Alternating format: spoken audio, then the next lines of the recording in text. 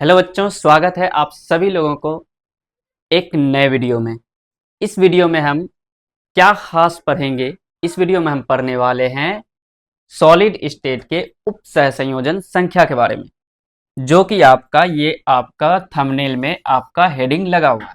उप सहसंयोजन संख्या और निविड संकुलन 1D 2D 3D इसको पढ़ने वाले हैं। और इसमें हम एक चीज और जानेंगे जो कि पिछली वीडियो में थोड़ा सा बच गया था, उसको हम अच्छे से कवर करने के बाद हम इसी टॉपिक पे बढ़ेंगे। ठीक है, तो बढ़ते हैं, स्टार्ट करते हैं हम। हमारा जो टॉपिक था वो हमारा टॉपिक था बीसीसी का।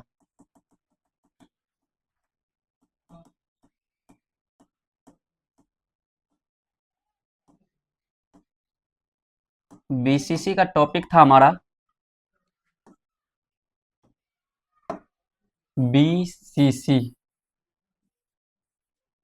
में संकुलन क्षमता।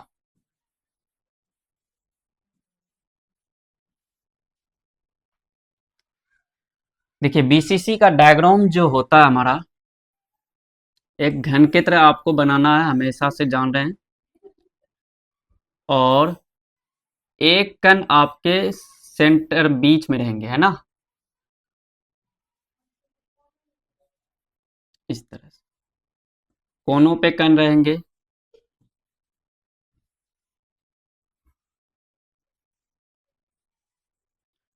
और एक कण आपके सेंटर में रहेंगे। एक कण कहाँ रहेंगे? सेंटर में रहेंगे। तो इसका आपको ए और आर के बीच में संबंध ज्ञात करना है।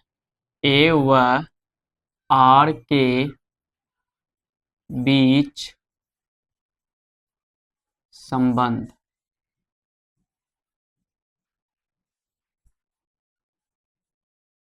ठीक है, ये ज्ञात करना आप लोग।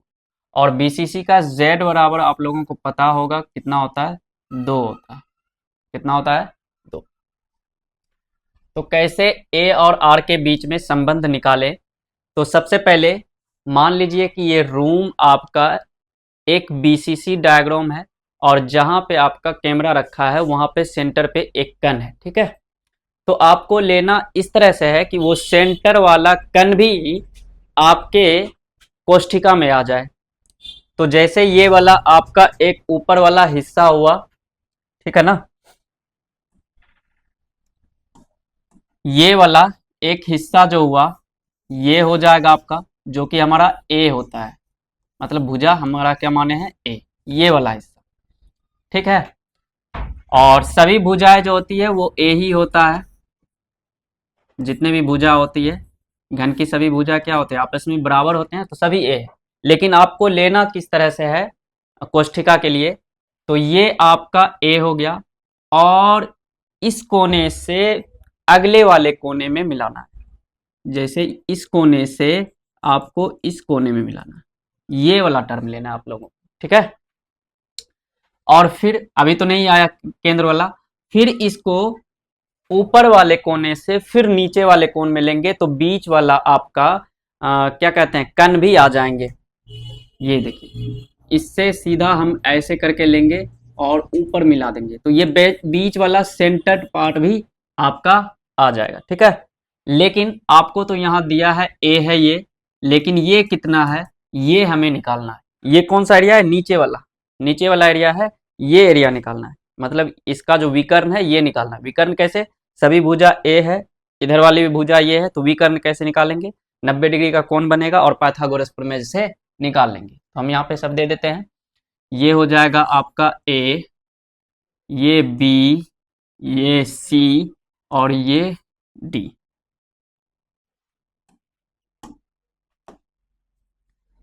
त्रिभुज पहले हम चलते हैं ए बी सी में।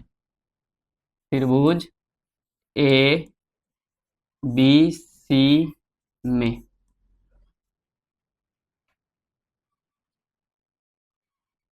ए बी सी में पाइथागोरस प्रमेय लगाना है। तो ए सी का स्क्वायर ए बी का स्क्वायर प्लस बी सी का स्क्वायर। ए सी का स्क्वायर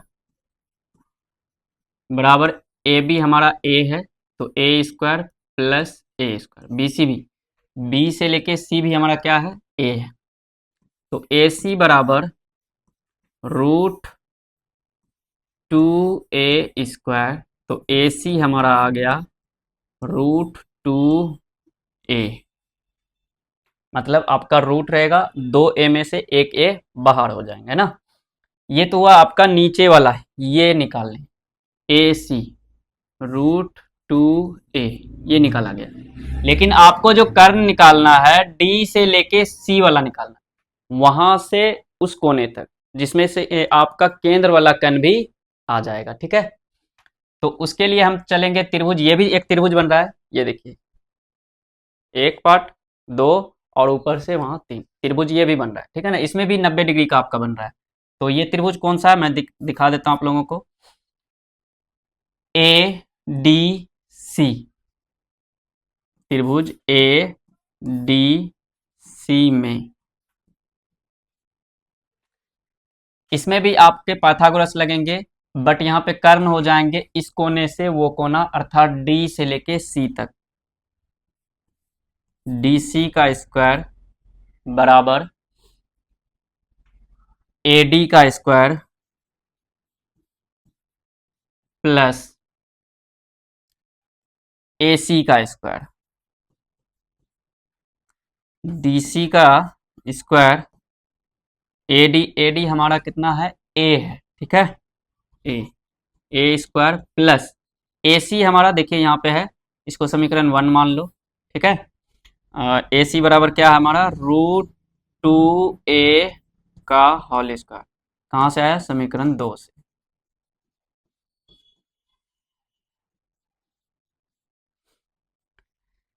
डी सी का स्क्वायर, ए स्क्वायर प्लस, देखिए स्क्वायर जाएगा, रूट रूट दो बार गुना होगा, रूट कैंसिल, तो बच जाएगा हमारा 2, और ए स्क्वायर हो जाएगा हमारा। और इस तरह से डी सी जो आएगा, डी सी, और डी सी सिर्फ आएगा, स्क्वायर इधर रूट में आ जाएगा, और ये बन जाएगा 2 1, इसके आगे कुछ नहीं, तो एक 2 1 3 ए स्क्वायर। तो डी सी प्रॉपर रूट 3 अंदर रहेंगे और ए बाहर हो जाएगा। इस तरह से डी सी आपका पता चल गया। ठीक है, ये समीकरण 2 मान लो। अब देखिए, इसी में आपके देखिए बीच सेंटर वाला लें तो कुछ इस तरह से आपका बन रहा है।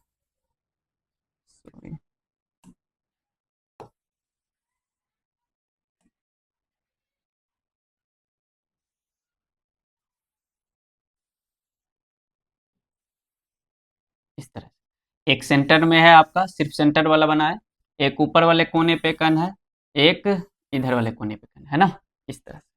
और ये है यहाँ से यहाँ तक मिलाया हुआ है, ये वाला। ठीक है, तो ये है डी, ये है सी। इसमें देखिए ये वृत्त है, वृत्त का आधा वृत्त है, मतलब आधा शेयर हो रहा है, तो आर होगा इसकी त्रिज्या। और इसमें आपके प्रॉपर शेयर हो रहे हैं, तो आर इधर वाला त्रिज्या होगा, आर इधर वाला, और आर इधर। तो डी सी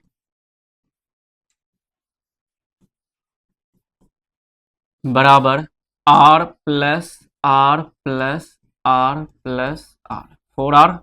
डी सी बराबर कितना हो जाएगा, 4r। समीकरण 3। समीकरण 2 और 3 से, ठीक है, समीकरण 2 और 3 से देखिए, समीकरण 2 ये है, डीसी और डीसी, ये भी डीसी किसके बराबर है, रूट 3a के, और ये डीसी किसके बराबर है, 4r के। तो ये दोनों आपस में बराबर हो जाएंगे, अर्थात रूट 3a बराबर 4r। तो a बराबर 4r बटे रूट 3। हर परिमेयकरण कर दें इसका, रूट 3 बटे रूट 3, तो a बराबर 4√3 r बटे 3 हो जाएंगे, है ना, इस तरह से। ए बराबर क्या आ गया आपका 4√3 r, है ना। चलिए अब संकुलन क्षमता लगाएंगे, इसका क्या लगाएंगे, संकुलन क्षमता। क्या होता है, परसेंटेज पैकिंग इफिशिएंसी बराबर z इंटू 4/3 πr क्यू बटा ए क्यू इंटू 100। z होता है 2 बीसीसी में, 4/3 पाई का मान आप रख सकते हैं 3.14 गुना आर क्यू। ए की जगह पे देखिए क्या निकाले हैं, ए बराबर जो आया 4√3 r, 4√3 r बटा 3, है ना, का होल क्यूब। फिर 2 गुना 4/3 इंटू 3.14 गुना आर क्यूब। इसको करने जाओगे तो 4 को 4√3 बटा 3 का क्यूब इंटू आर क्यूब, ये से ये कैंसिल हो जाएगा। आगे और हल करेंगे इसको, ये हो जाएगा हमारा 4 दूनी 8 बटा 4 दूनी 8, 8 बटा 3 गुना 3.14 बटा 4 चौके 16, 16 चौके 64 गुना 3 गुना √3, एक √3 बच जाएगा बटे आपके 3 तिया 9, 9 तिया 27। इस तरह टोटल हर किया जाए ना तो बीसीसी के जो आते हैं वो 68% आता है। कितना प्रतिशत आता है, पूरी तरह से हल कर दीजिएगा, ठीक है। इस गुना इंटू 100 चल ही रहा है, सब में 100 चलेगा, इंटू 100 सब में चलेगा, ठीक है, इंटू 100। तो कितने प्रतिशत आएंगे, 68% बीसीसी का आएंगे। तो आपने देखा पिछली क्लास में हमने एससीसी के बारे में देखा था कि एससीसी जो होता है उसमें 52.4% होते हैं और संकुलन क्षमता, और एफसीसी में जो था वो था 74%, और बीसीसी जो था वो हमारा है 68%। कितना प्रतिशत, 68%, ठीक है। तो बढ़ते हैं अगले टॉपिक जो हमारा मेन था, वो है उपसह संयोजन संख्या। क्या होता है उपसह संयोजन संख्या, समझिए। उपसह संयोजन, एक गोला दूसरे गोले से कितने गोलों में टच हो रहा है उसी को क्या कहते हैं, उपसह संयोजन। मतलब टच स्पर्श कितने गोले में हो रहा है उसी को क्या कहते हैं, उपसह संयोजन संख्या। मतलब एक गोला है वो कितनों में टच हो रहा है तो उसी को क्या कहते हैं, उपसह संयोजन संख्या। इसे समन्वय संख्या भी बोलते हैं, और इंग्लिश में कोऑर्डिनेशन नंबर, शॉर्ट में इसे सीएन बोलते हैं। क्या बोलते हैं, सीएन, मतलब कोऑर्डिनेशन नंबर। करा किसी भी जालक में कोई कण को उसके निकटवर्ती कणों द्वारा, कोई भी कण हो उसके नजदीक में जो भी स्पर्श हो रहा हो, स्पर्श करने की संख्या को उपसह संयोजन संख्या कहा जाता है ना। किसी जालक में कोई कण को उसके निकटवर्ती कणों द्वारा स्पर्श करने की संख्या को क्या कहते हैं, उपसह संयोजन संख्या, ठीक है ना। जैसे आपके एससीसी में भी होते हैं, बीसीसी में भी होते हैं, और एफसीसी में भी होते हैं। तो एससीसी में कितने होते हैं देखते हैं। एससीसी हमारा ये वाला डायग्राम होता है एससीसी का, अगर इसका शेप मिल जाए तो लेते हैं। ये देखिए शेप लेते हैं इसका।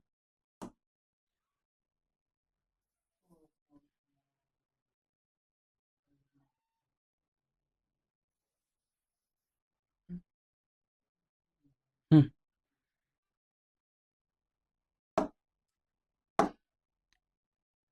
ये है आपका एससीसी डायग्राम। ठीक है, इसके कोनों पे कण होते हैं।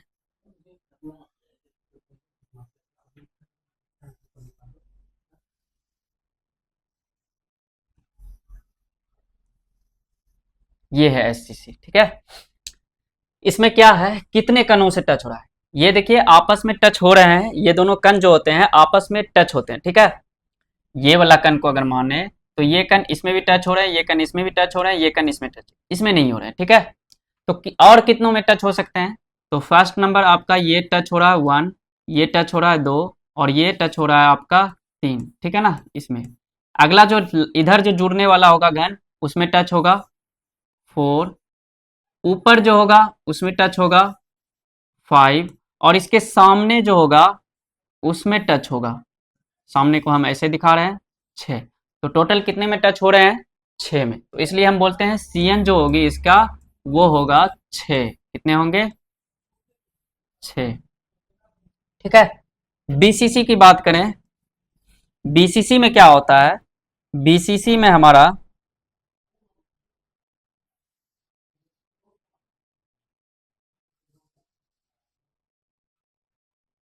ये हम BCC डायग्राम बना रहे हैं।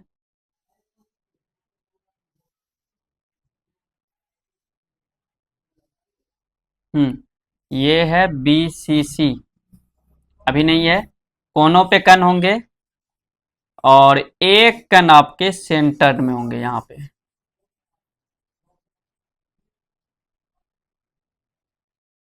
सेंटर में कण होंगे। ठीक है, इसे एक बोलते हैं BCC। अब देखिए मैं यहाँ पे लिख रहा हूँ कुछ पॉइंट नोट। कोनों के कण, कोनों के कण BCC व FCC में स्पर्श नहीं होते हैं।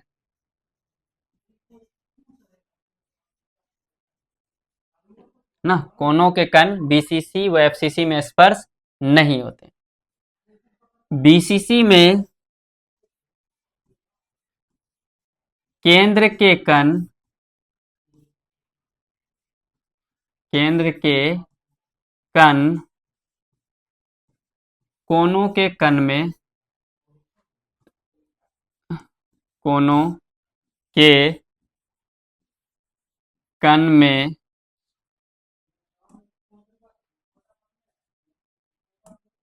कोनों के कण में स्पर्श करते हैं।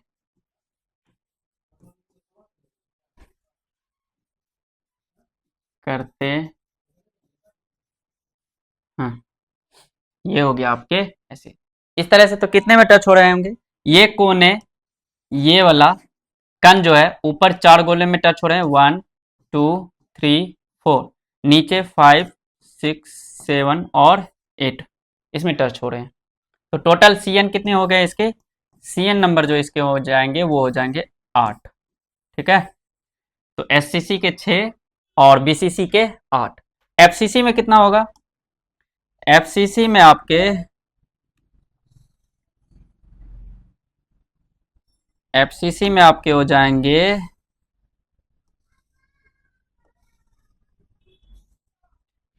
कोनों पे कण तो है ही,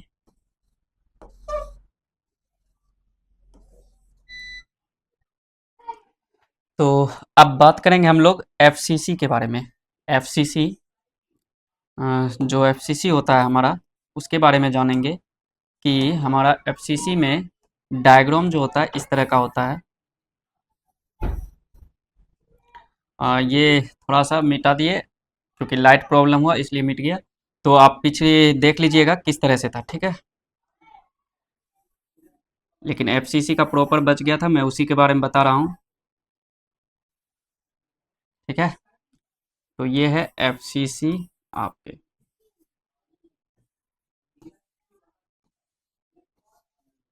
FCC में कोनों पे कण के अलावा आपके फलक पे कण होते हैं, फलक पे, एक पीछे होता है ये वाला, एक सामने होता है ये वाला, ठीक है, ये होता है। अब इसकी बात कैसे किया जाए, मतलब इसके कोने को देख के किया जाए या फलक पे केंद्र है, केंद्र पे तो कण है ही नहीं, फलक के केंद्र में कण है, तो हम फलक को लेके चलेंगे, किसको लेके चलेंगे, फलक को। तो फलक को देखें, इस फलक को, या मान के चलो यही फलक है, ये फलक को लेके चले, ठीक है। फलक का कण जो है ये इन चारों गोलों में टच होते हैं, और उसमें लिखाए थे थोड़ा देर पहले कि आप लोगों को कि कोनों के कण एफसीसी हो और बीसीसी हो उसमें टच नहीं होते, ठीक है। तो टच कौन होते हैं, आपके फलक वाले कण होते हैं टच, ये 1 2 3 4 में टच होते हैं, ठीक है। और किस में टच होते हैं, ये देखिए, मान लो ये वाला छत में एक कण है, छत पे एक कण है जहाँ पे सेलिंग फैन लगा है ना, वो एक कण है, वो कण आगे हर एक कोनों पे टच होंगे, चारों कोनों पे, और इधर जो इसके वाले फलक पे लगा होगा उसमें भी टच होगा क्योंकि टच होता है, ठीक है। फिर पीछे जो लगा होगा उसमें टच होगा, फिर बगल वाले इस वाले में, फिर इस वाले में टच होगा। तो इस तरह से आपके जो टच हुए, टच पॉइंट 1 2 3 4 तो हो ही गए, 5 6 7 और ये 8, नीचे वाले में टच नहीं होगा। ठीक इसके ऊपर जो कण रखेंगे वो हमारा कहाँ होगा टच, वो अगले फलक के केंद्र से वाले टच होंगे, अगला जो आने वाला होगा उसमें अगला फलक वाले केंद्र में टच होंगे। तो ऊपर भी आपके कितने हो जाएंगे, 11 8 9 10 11 12, टोटल कितने हो गए, 12, सी एन कितने हो जाएंगे, 12 हो जाएंगे। तो उम्मीद करता हूँ टॉपिक आपको समझ में आ गया। आपको जो पूछा जाता है कि एससीसी का उपसंयोजन संख्या कितना है, तो वो आप बताइएगा 6, और बीसीसी का आपको पूछा जाए तो उसमें बताइएगा 8, और एफसीसी का कितना होता है उसमें बताइएगा आप लोग 12, ठीक है। तो इस तरह से आप याद कर सकते हैं, ये ऑब्जेक्टिव में पूछा जाता है आप लोगों को ज़्यादा। चलिए अगला जो टॉपिक है हमारा, अच्छा ये एक क्या कहते हैं क्वेश्चंस है, क्या कर लें इस क्वेश्चंस को, कर एक समान गोलों में से बनी एक संरचना है, मतलब गोला एकदम सबके लिए सेम है, कोर की लंबाई इसका दिया हुआ है, परमाणु की त्रिज्या ज्ञात करें यदि ये एससीसी बीसीसी और एफसीसी हो, क्या हो, एससीसी बीसीसी और एफसीसी, त्रिज्या ज्ञात करना है। तो हल लिखें और करें। एससीसी के लिए आपको पता है ए बराबर क्या होता है, 2r होता है, कितना होता है, 2। अब यहाँ पे आपके सबके लिए कोर की लंबाई जो दिया है वो है 0.12 मिलीमीटर, तो ए आपको दिया है 0.12 है ना जी, बराबर 2r। तो r बराबर क्या हो जाएंगे, 0.12/2 अर्थात 0.6 फिर यह हो जाएगा। बीसीसी की बात करें, बीसीसी का r क्या होता है, बीसीसी का r होता है आपका, क्या पढ़े थे, 2√2r है ना, 2√2r ये होता है, यही होता है, हाँ, बराबर ए। कोर की लंबाई आपका क्या हो जाएगा, तो r बराबर 0.12 बटा 2√2 ये हो जाएगा, है ना। इस तरह से आप एफसीसी का भी निकालिएगा, क्योंकि सभी तो निकाल नहीं सकते, आप कॉपी पे खुद कीजिएगा, आपको पता है ए बराबर क्या संबंध है एफसीसी में भी, ठीक है। तो ज़्यादा कुछ नहीं है, इस तरह से आप लोगों को बनाना है, समझ गए। उसके बाद है घनी क्रिस्टल का घनत्व, घनत्व जो कैसे लिखते हैं, घनत्व हम लोग इस तरह से लिखते हैं, घनत्व बराबर होता है द्रव्यमान बटा आयतन, द्रव्यमान बटा आयतन,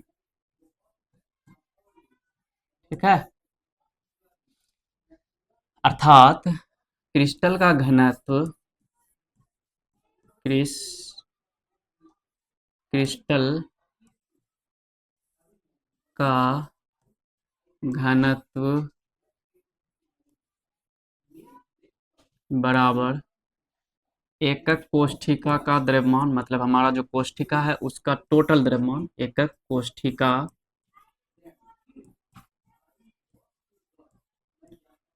का द्रव्यमान बटा एकक कोष्ठिका का आयतन, एकक कोष्ठिका का आयतन, ये हो गया। डी, इसको डी से सूचित करते हैं। घनत्व को हम कैसे लिख सकते हैं? प्रभावी कणों की संख्या। प्रभावी कणों की संख्या मतलब कणों की संख्या कितनी है? प्रभावी कणों की संख्या इंटू एक कण का द्रव्यमान। एक कण का द्रव्यमान मतलब आपका एससीसी, बीसीसी, एफसीसी रहेगा, उसमें कणों की संख्या कितनी होती है? जेड बराबर निकालना, उसको एक कण के द्रव्यमान से गुना कर देंगे तो टोटल एकक कोष्ठिका का द्रव्यमान आ जाएगा, है कि नहीं? पूरी तरह। उसके बाद इसको हम एकक कोष्ठिका का आयतन जो होता है ए क्यू मान के चलते हैं। क्या मान के चलते हैं? अब देखिए एक कण का द्रव्यमान कैसे आएगा, है ना? इसका तो पता है जेड आएगा, एक कण का द्रव्यमान कैसे आएगा? तो यहाँ पे लिखते हैं 6.02 गुना 10 पे पावर 23 कण का द्रव्यमान बराबर होता है 1 मोलर द्रव्यमान, है ना?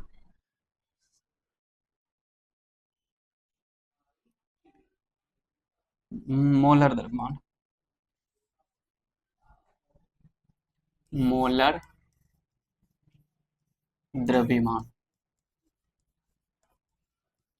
तो एक कण का द्रव्यमान कितना होगा? मोलर द्रव्यमान को हम बड़ी एम से दिखाते हैं और 6.02 गुना 10 पे पावर 23 हो जाएंगे। और इसको हम Na से सूचित करते हैं। किससे सूचित करते हैं? Na। तो हम लिख सकते हैं कि एक कण का द्रव्यमान, एक कण का द्रव्यमान बराबर m बटे Na, ये हो जाएगा। और इसको यहाँ पुट कर देंगे तो D बराबर क्या हो जाएगा हमारा? प्रभावी कणों की संख्या Z इंटू एक कण का द्रव्यमान कितना हो जाएगा? m बटे Na टोटल बटे और A क्यू। इसको और कैसे मॉडिफाई करके लिख सकते हैं? Z इंटू एम और ये नीचे आ जाएगा Na अर्थात अवोगाड्रो संख्या इसको बोलते हैं। क्या बोलते हैं? अवोगाड्रो संख्या, ठीक है? इसको बोलते हैं अवोगाड्रो संख्या। 6.02 गुना 10 पे पावर 23 को अवोगाड्रो संख्या बोलते हैं। अवोगाड्रो संख्या समझ में आ गया? डेंसिटी किस तरह से निकाला जाता है देख लीजिए, ठीक है? तो अगला टॉपिक जो हमारा है निविड संकुलन, सबसे बेहतर टॉपिक, सबसे अच्छा टॉपिक, ठीक है ना? इससे सवाल भी पूछे जाते हैं आपको, निविड संकुलन क्या होता है। इसी में आपको 1D 2D 3D को पढ़ने को मिलता है ना। चलिए हम स्टार्ट करते हैं निविड संकुलन। निविड संकुलन ऐसे तो नाम से आपको लोगों को नहीं पता, लेकिन इंग्लिश के नाम से आप लोगों को बखूबी आपको पता चल जाएगा। क्या है इंग्लिश? क्लोज पैक, मतलब कितना क्लोजली पैक किया गया है, इसी को बोलते हैं निविड संकुलन। तो देखिए कुछ नहीं परिभाषा, किसी भी क्रिस्टल में परमाणु, अणु या आयन क्रमिक रूप से सजाओ, मतलब Na plus Cl minus Na plus Cl minus एक क्रम के रूप में सजा हो और उनके बीच में कम से कम खाली स्थान। कम से कम खाली स्थान का मतलब इतना क्लोजली रखना है कि उसके बीच में कम से कम खाली स्थान हो, ऐसी सजावट को क्या कहते हैं? निविड संकुलन कहते हैं। क्या कहते हैं? निविड संकुलन। और क्या बात लिखा हुआ है कि परमाणु को ठोस गोले के रूप में माना जाता है, जिसे त्रिविम बोलते हैं। क्या? त्रिविम में ठोस गोले के रूप में मानते हैं, ठीक है? कभी कभी वृत्त में भी मान लिया जाता है, जो कि 2D डायग्राम चलता है तब, ठीक है? तो हमारा क्रिस्टल जो होता है टोटल SCC BCC जो भी पढ़े हैं हम लोग, है ना? SCC BCC और FCC जो भी पढ़े हैं वो हमारा 3D होता है, जिसमें कि हमारा एक्स वाई जेड एक्सिस होते हैं, अक्ष होते हैं। क्या होते हैं? एक्स वाई जेड अक्ष। मतलब 3D जब भी बोला जाएगा, 3D में आपको 3 अक्ष मिलेंगे। एक होंगे एक्स एक्सिस, इसको एक्स एक्सिस बोलते हैं, इसको वाई एक्सिस बोलते हैं और इसको जेड एक्सिस बोलते हैं। 3 अक्षों से मिलकर हमारा क्या बना होता है? 3D। 2D 2 अक्ष जैसे कि एक्स और वाई। अब देखिए क्या है, निविड संकुलन के प्रकार कुछ पढ़ेंगे, जैसे 1D 2D 3D। बिल्कुल, देखिए क्या है। सबसे पहले है एक विमीय निविड संकुलन अर्थात 1D, इसको 1 डायमेंशनल क्लोज पैकिंग भी बोला जाता है। ठीक है, कैसे देखेंगे, इस तरह के एक संकुलन में गोलों को एक पंक्ति में एक दूसरे से स्पर्श करते हुए व्यवस्थित किया जाता है। मतलब एक गोला बनाएंगे, ठीक है, एक गोला बनाएंगे हम लोग, देखिए इस तरह से हम लोग गोला बनाएंगे,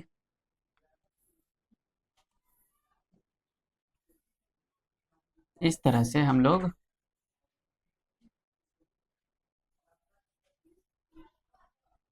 इस तरह से क्या करेंगे, हम लोग गोला बना देंगे और यहाँ टच कर देंगे। देखिए ये है हमारा क्या जी भाई, ये है हमारा ये है हमारा एक विमीय निविड संकुलन। ये हमारा केंद्र हो जाएगा और केंद्र से लेके ये एक्स एक्सिस। ठीक है, कौन सा एक्सिस हो जाएगा हमारा, एक्स एक्सिस। ये एक्स भी बोल सकते हो, इसको वाई भी बोल सकते हो और इसको जेड भी बोल सकते हो। ये एक ही अक्ष में है, इसलिए इसको क्या बोलते हैं, एक विमीय निविड संकुलन, वन डायमेंशनल अर्थात 1D। क्या बोलते हैं, 1D।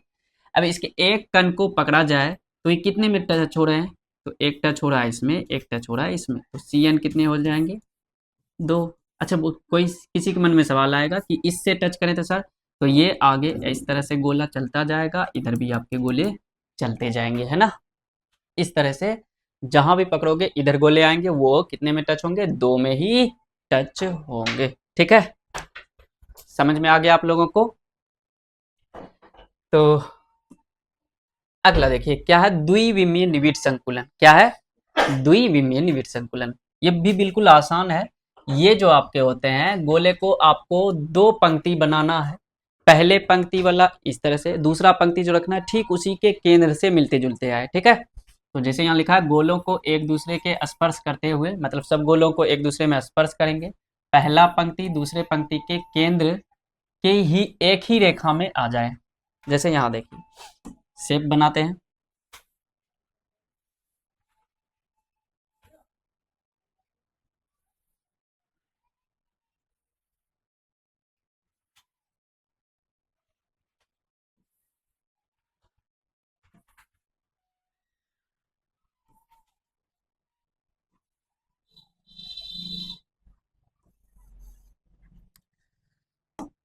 सबको मिलाते हैं।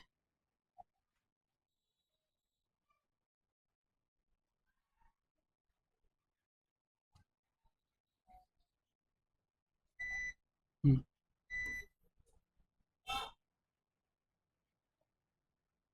सभी गोले आपस में बराबर होते हैं, कोई छोटा बड़ा नहीं। अगर बन गया है तो थोड़ा सा छोटा कर लेते हैं इसको। ठीक है, कोई गोला अगर बड़ा बन गया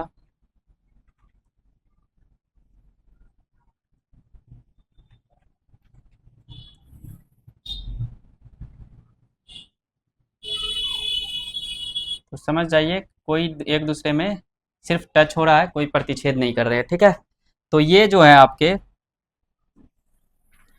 इसमें देखिए, तो इसके केंद्र हो जाएंगे आपके ये वाला, सभी के केंद्र एक दूसरे को आपस में मिलेंगे।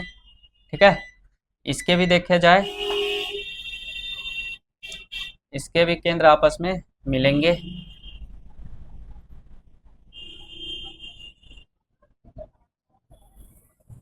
इस तरह से। ठीक है, और इसको क्या बोलते हैं, आपका एक्स एक्सिस, और इसको बोलते हैं वाई एक्सिस। ये 2D डायग्राम है। ठीक है ना, एक्स एक्सिस और वाई एक्सिस है कि आपके केंद्र एक दूसरे से मेल खा रहे हैं ना। यहाँ पे इसे वर्ग निविड संकुलन भी कहा जाता है। क्यों कहा जाता है कि इसके केंद्र को देखो, जब एक दूसरे को मिलाया जाए तो ये एक वर्ग बनेगा। क्या बनेगा, वर्ग, है ना। इसलिए इसे वर्ग निविड संकुलन भी बोला जाता है। ठीक है, और देखने वाली बात इसमें है कि ये कितने गोलों में टच हो रहा है। तो एक गोले को पकड़ो तो वो कितने में टच होंगे। अगला जो गोला आएगा, मैं एक गोला और बना देता हूँ। अगला गोला ठीक इसके नीचे आएगा, यहाँ पे, है ना। अगला पंक्ति जो बनेगा, ये पूरा गोला अगर दिया जाए तो इस तरह से बनेगा। तो कितने गोले में टच हो रहे हैं, अगर मैं मान लूँ इस गोले को पकड़ूँ तो ये 1 2 3 और 4 में टच हो रहे हैं, तो इसकी सी एन कितने हो जाएंगे, इसकी सी एन हो जाएंगे आपके 4। और इसे क्या बोलते हैं, वर्ग निविड संकुलन, वर्गीय निविड संकुलन। और इसका पैटर्न देखें, अगर ये ए वाला है तो अगला भी ये ए ही जैसा दिख रहा है, तो ये भी ए ही दिखेगा। तो पैटर्न जो चल रहा है वो ए ए ए ए ही चलेगा, है ना। पैटर्न ए ए ए ए ही इस तरह से चलता जाएगा। अब इसमें बात करें कि ए और आर के बीच में संबंध क्या है, तो देखिए ये टोटल आपकी ए है, क्यों, ये वर्ग की भुजा है, तो ए। और इसमें आर क्या होगा, ये देखिए ये एक त्रिज्या है और ये एक त्रिज्या है, तो क्या हो जाएगा 2r।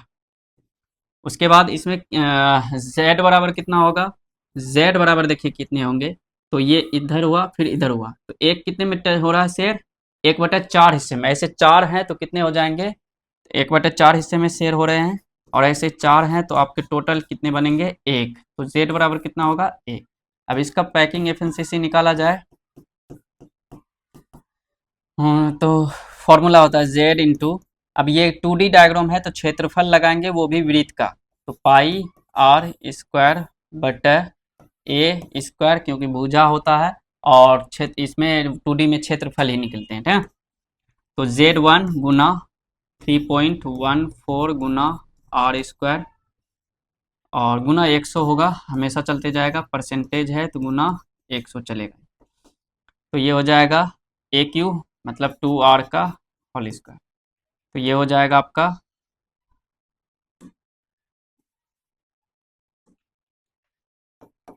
ये हो जाएगा 3.14 गुना आर स्क्वायर गुना 100 बटे 2 दूनी 4 आर स्क्वायर से आर स्क्वायर कैंसिल हो जाएगा और ये 25 बार में कैंसिल हो जाएगा 4 से, है ना, तो बचेगा 25 गुना 3.14 आएगा 78.5%, इतने से होते हैं, ठीक है। ये हो जाएंगे आपके, ये है 2D। चलिए 2D में ही दूसरा केस आता है, द्विविमीय निविड संकुलन में ही केस नंबर 2, षटकोणीय निविड संकुलन। इसे कैसे लगाना है, द्वितीय पंक्ति को ऐसे लगाना है कि प्रथम पंक्ति के में इस तरह रखे कि वो अवलंबन में आ जाए, मतलब 2 पंक्ति ऐसे रखे हैं, शेप ही बना के दिखाते हैं, ये है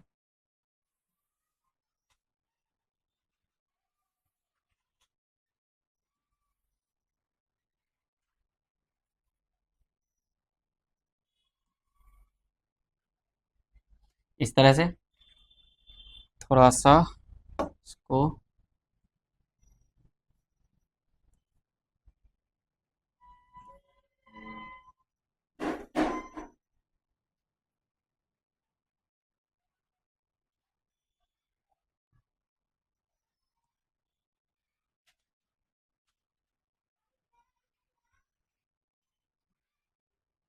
देखिए सब में टच हो रहा है। अब दूसरी पंक्ति जो रखना है आप लोगों को इस तरह से रखना है कि ये वाला है,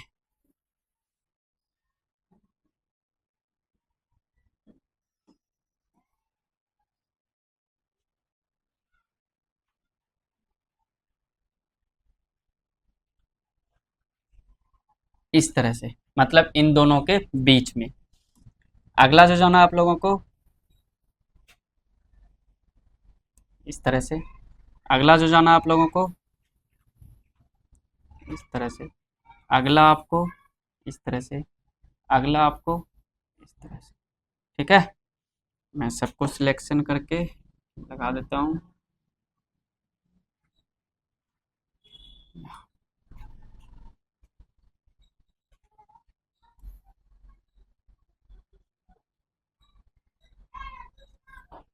सब एक दूसरे में टच हो रहे हैं, कोई हटता नहीं है, तो उसको हम बड़ा कर लेते हैं।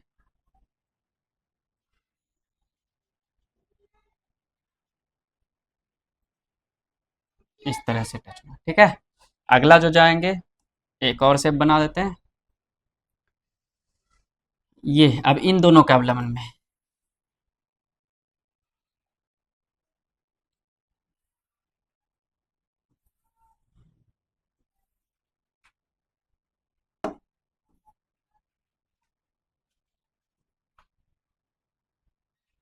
सब एक दूसरे में टच हो रहे हैं, कोई ऐसा नहीं है कि टच नहीं हो रहा है। अगर नहीं टच हो रहा है तो ये थोड़ा सा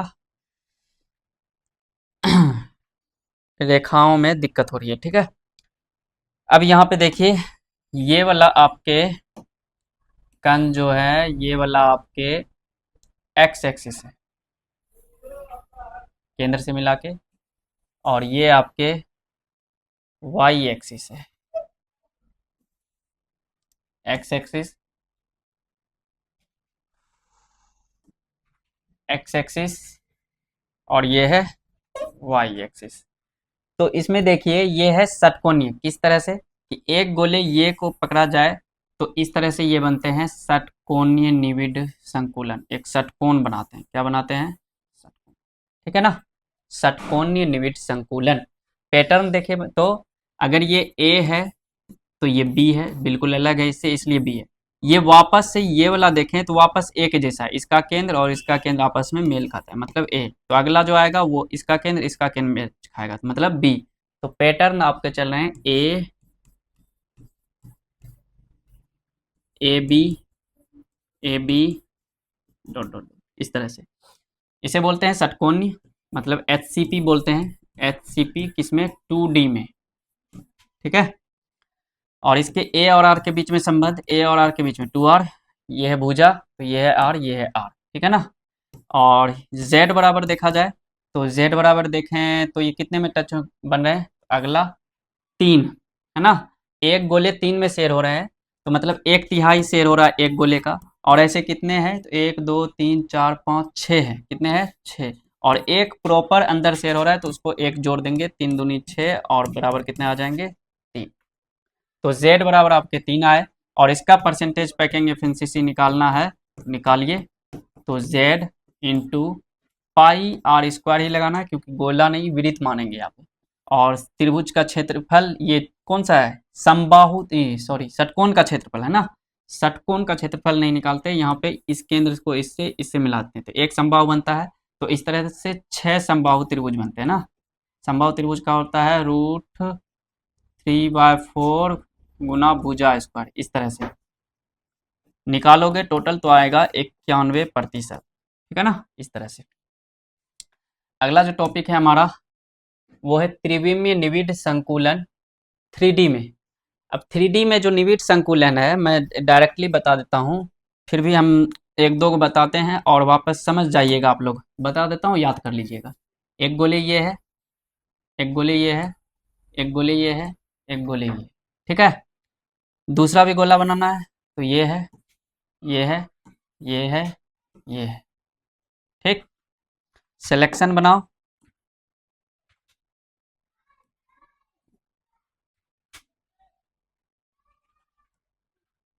इस तरह से।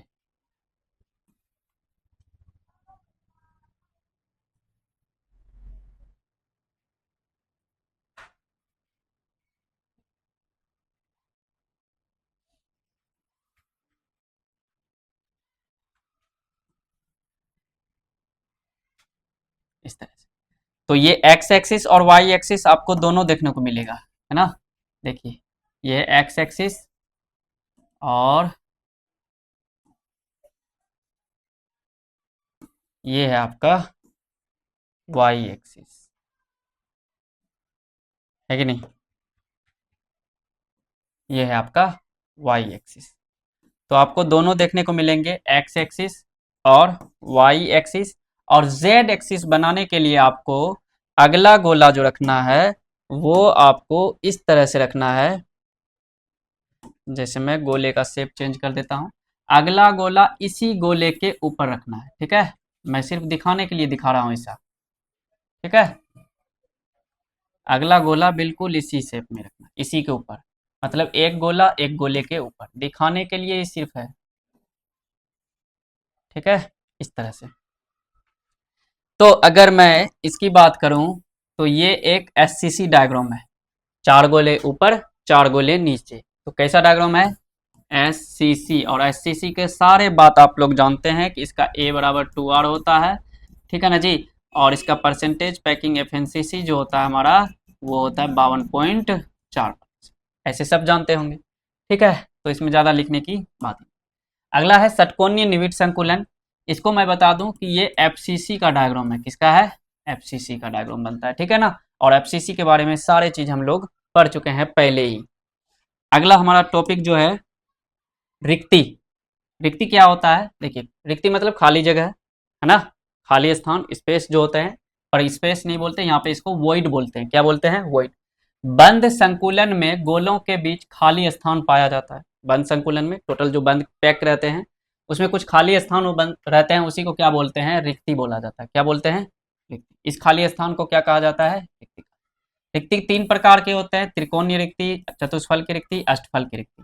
त्रिकोणीय रिक्ति तीन गोलों से मिलकर बना होता है, ठीक है ना। कितने गोलों से मिलकर बना होता है? तीन गोलों से मिलकर बना होता है, इस तरह से आपको दिख रहा होगा। तो ये है आपके त्रिकोणीय रिक्ति। यहाँ पे जो आपके रिक्ति है, खाली जगह, इसको ही बोलते हैं त्रिकोणीय रिक्ति। चतुष्फल की रिक्ति के लिए हम फिर डायग्राम बनाते हैं आप लोगों के लिए। चतुष्फल की रिक्ति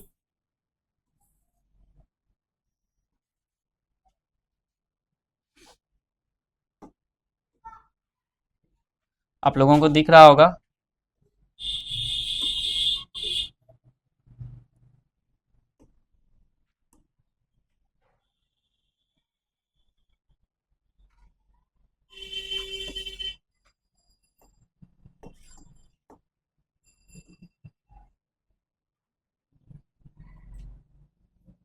ये, ठीक है, ये त्रिकोणीय रिक्ति बना। बट इसके लिए एक और गोला ऐसे करके बनाओ और इसको ढक दो, मतलब तीन गोले के ऊपर एक गोला और रख दो, तो उसी को कहते हैं चतुष्फल की रिक्ति। तब भी इसके जगह पे अंदर में खाली जगह होंगे, उसी को क्या कहेंगे? त्रिकोणीय रिक्ति कहेंगे। क्या कहेंगे? इस सॉरी, चतुष्फल की रिक्ति कहेंगे, ठीक है। और अष्टफल की रिक्ति, तीन गोले समबाहु त्रिभुज में रखो,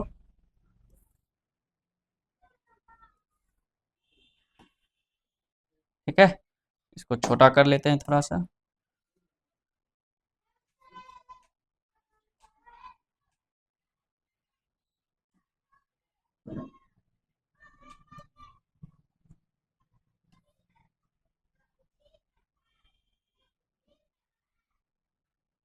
इस तरह से। और ये तो त्रिकोणीय बना, लेकिन एक इसको ऐसा बना के इसको उल्टा एक कर दो, इस तरह से।